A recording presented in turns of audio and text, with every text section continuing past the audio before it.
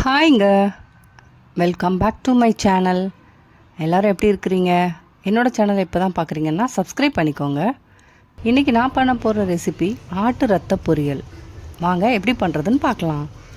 First ஆட்டு ரத்தம் ஃப்ரெஷ்ஷானதாக பார்த்து வாங்கி அதை நல்லா வாஷ் பண்ணி இப்போ நான் பண்ணுற மாதிரியே கையால் நல்லா பிசறி விடணும். அதை நல்லா பிசறி குட்டி குட்டி பீஸாக ஆகிற மாதிரி பிசறி விட்டுக்கிட்டே இருக்கணும். அது ஓரளவுக்கு நல்ல மசியணும். அதுக்காக மிக்சிலெலாம் போட்டு அரைச்சிடாதீங்க, அப்படிலாம் பண்ணக்கூடாது. நல்லா இந்த மாதிரி நல்லா பிசைஞ்சு விடுங்க. அது நல்லா குட்டி குட்டி பீஸாக ஆகணும். அப்படி ஆனால் தான் நம்ம பொரியல் பண்ணும்போது பெரிய பெரிய பீஸாக இல்லாமல் நல்ல பொடியாக இருக்கும். இப்போ பாருங்கள் நான் எப்படி பண்ணியிருக்கிறேன்னு.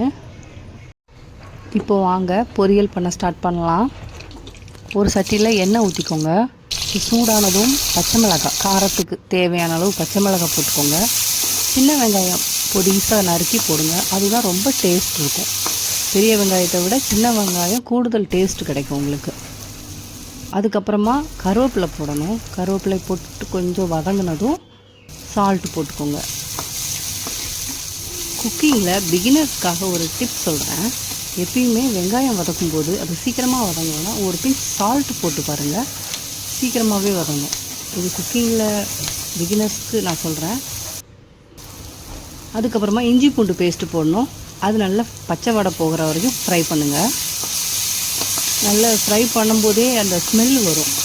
இஞ்சி பூண்டு பச்சை வடை போனதுக்கப்புறமா நம்ம பெசரி வச்சுருக்கிற ரத்தத்தை அப்படியே இதில் ஊற்றிடணும்.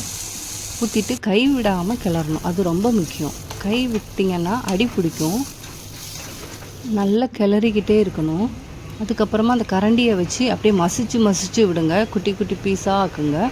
அது கொஞ்சம் பெருசாக இருந்துச்சுன்னா வேகிறதுக்கு லேட் ஆகும். அதனால் கொஞ்சம் குட்டி குட்டி பீஸாக கட் பண்ணி மசிச்சு விடுங்க. கிண்டும் போதே அது நல்லா இன்னும் பொடிசாகும். அது உங்களுக்கு சீக்கிரம் வேகிறதுக்கு ஹெல்ப் பண்ணும். அதுக்கப்புறம் இன்னும் தேவைப்பட்டால் சால்ட்டு சேர்த்துக்கலாம். பாருங்கள் இப்போ எப்படி குக் ஆகிருக்குதுன்னு. அப்போ என்ன கலரில் இருந்தது, இப்போ எப்படி மாறி இருக்குன்னு பாருங்கள். நல்லா வெந்துருச்சு. இப்போது அடுப்பை ஆஃப் பண்ணிவிட்டு மல்லித்தலை தூவி இறக்குனீங்கன்னா நம்ம சுவையான ஆட்டு ரத்த பொரியல் ரெடி. கண்டிப்பாக வீட்டில் ட்ரை பண்ணி பாருங்கள்.